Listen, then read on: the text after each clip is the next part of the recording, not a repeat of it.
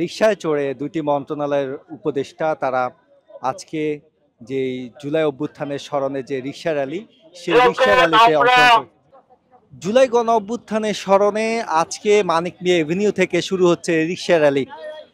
2024-এ যে গণ অভ্যুত্থান সংগঠিত হয়েছে সেই গণ অভ্যুত্থানে যারা শহীদ হয়েছেন তাদের স্মরণে এবং যেই নারীরা অংশগ্রহণ করেছিলেন এই গণ অভ্যুত্থানে সেই নারীদেরকে সামনে নিয়ে আসার জন্যেই মহিলা ও শিশু বিষয়ক মন্ত্রণালয়ের এই উদ্যোগ।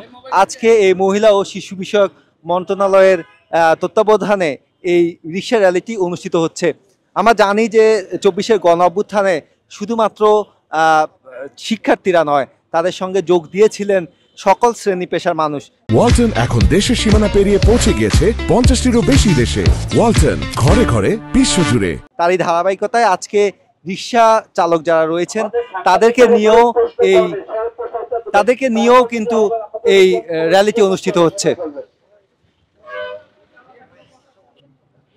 আমরা দেখছি যে প্রত্যেকটি রিকশাতেই কিন্তু যারা জুলাই আন্দোলনে অংশগ্রহণ করেছিলেন এবং যে নারীরা অংশগ্রহণ করেছিলেন সেই নারীরাও কিন্তু রয়েছেন এবং যারা জুলাই অভ্যুত্থানে অংশ নিয়েছেন তারাও কিন্তু রয়েছেন। কয়েক শতাধিক রিকশা নিয়ে আজকে এই রিকশা র্যালিটি হচ্ছে এবং এটি মহিলা ও শিশু বিষয়ক মন্ত্রণালয়ের আয়োজনে এই আজকের যে রিকশা র্যালি সেটি অনুষ্ঠিত হচ্ছে। আমরা দেখছি যে এই মুহূর্তে মানিক মিয়া এভিনিউর সামনে রিকশাগুলোকে সারিবদ্ধভাবে রাখা হয়েছে। কিছুক্ষণের মধ্যেই এই রিকশা র্যালিটি অনুষ্ঠিত হবে।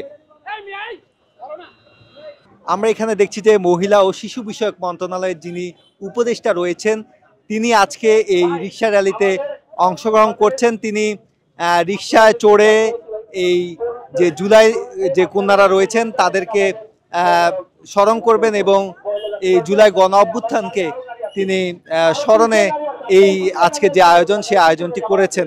আমরা অন্তর্বর্তী সরকারের দুজন উপদেষ্টাকে দেখছি এই মুহূর্তে।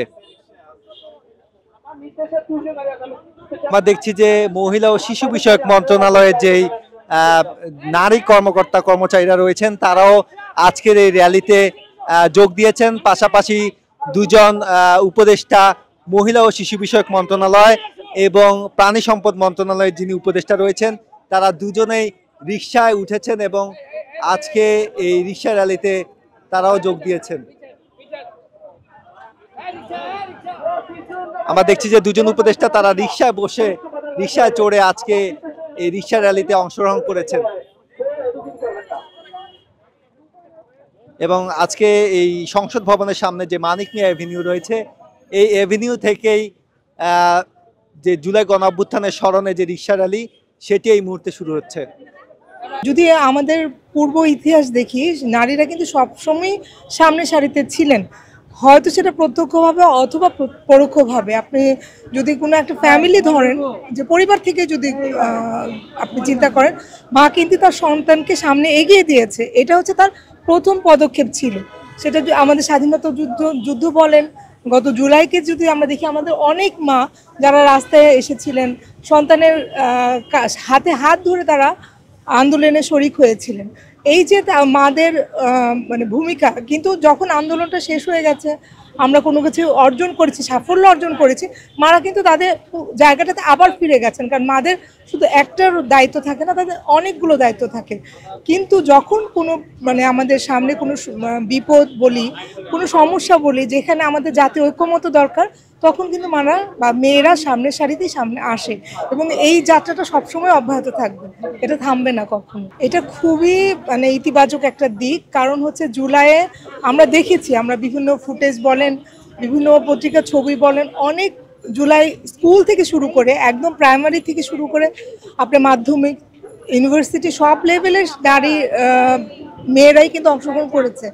তো এই আন্দোলনটাকে আমরা যেন সারা জীবন বয়ে বেড়াই এবং এই যে আন্দোলনের বার্তাটা ছিল, কেন তার আন্দোলনে গেল, যে উদ্দেশ্যটা ছিল, সেই উদ্দেশ্যটাকে যেন আমরা আমাদের হৃদয়ে ধারণ করে আমরা নতুন একটা বাংলাদেশ যে স্বপ্ন আমরা দেখেছি সেই স্বপ্নটাকে আমরা সামনে এগিয়ে নিতে পারি, এটাই আমাদের প্রত্যাশা।